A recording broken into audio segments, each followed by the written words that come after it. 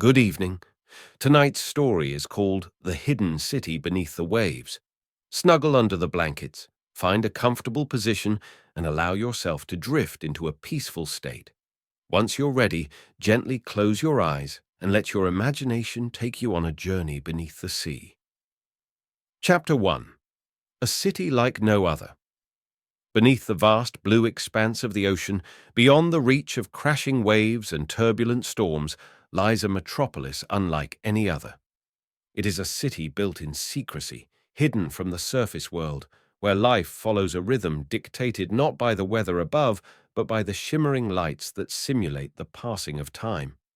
To an unknowing visitor, it might seem like any other great city, a bustling hub of skyscrapers, lively districts, and neighborhoods inspired by the world's most iconic places. Streets wind past towering buildings made of reinforced glass and steel, reflecting neon signs and artificial sunsets. On one side, you might see a boulevard reminiscent of Paris, while a few blocks away, the towering skyline could make you believe you were in New York or Dubai.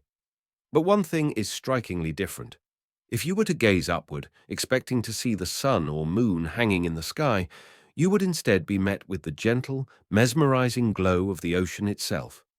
Schools of silver fish drift by where clouds should be, and giant manta rays glide lazily over the city, their silhouettes casting momentary shadows on the streets below. There is no rain, no wind, no stormy nights, only the quiet hum of an engineered world, preserved beneath the waves. This is Aloria, the world's first fully submerged city, a feat of human ingenuity and a hidden wonder beneath the sea. It was built over centuries, a collaborative dream of nations who sought to create a paradise untouched by the chaos of the surface world. Over time, it became a thriving community, home to millions who chose to trade the sky for the sea. Chapter 2. The Watcher of the Deep. Among the city's many residents was a man named Elias. He had lived his entire life in Eloria, having been born long after its domes were completed. To him, this world beneath the ocean was normal, familiar, though he had always been fascinated by the idea of what lay beyond the water's edge.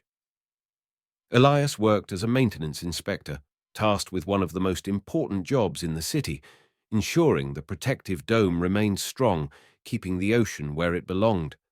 For nearly 4 decades, he had spent his days driving along the city's curved highways, inspecting the enormous glass walls that separated Aloria from the deep.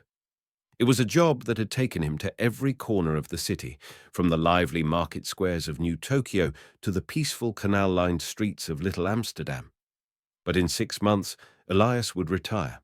For the first time in his life, he would no longer start his mornings by reviewing maintenance reports or inspecting the ever-changing marine life pressing against the dome. Instead, he dreamed of spending his retirement by the city's artificial beaches, watching the schools of luminous jellyfish that drifted lazily past the barrier.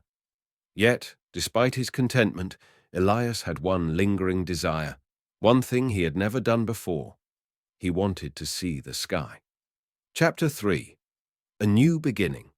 Elias had long ago accepted that Aloria was his home, but something about the stories he had heard from travelers who came from the surface intrigued him. He had listened to tales of towering mountain ranges that stretched toward the heavens, of sunrises that painted the clouds in fiery gold, of the feel of fresh wind against one's skin. Over the years, he had seen thousands of visitors come and go, their submarines docking at the city's ports before carrying them back to a world he had only seen in documentaries. And now, as his retirement approached, he began to wonder, was it time for him to see that world for himself? One morning, as Elias prepared for work, his routine was interrupted by a message on his communicator. He had been assigned a new apprentice, someone who would eventually take over his role once he stepped down. His new assistant was a young man named Kai, a recent arrival to Aloria. Born on the surface, Kai had lived most of his life in a city built on the cliffs of the Portuguese coast. The transition from a world filled with sunlight and sky to one encased in glass and water had been difficult for him. When they met for the first time, Kai was quiet, hesitant, his eyes frequently drifting toward the distant walls of the city, as if searching for a way out. Elias recognized the look. It was the same one he had seen in countless travelers before they left. Chapter 4. Beyond the Dome. Over the weeks, Elias taught Kai everything he knew. Together, they inspected the city's towering structures, making sure they remained pristine. They patrolled the winding tunnels and hidden passageways that connected Aloria's different discs,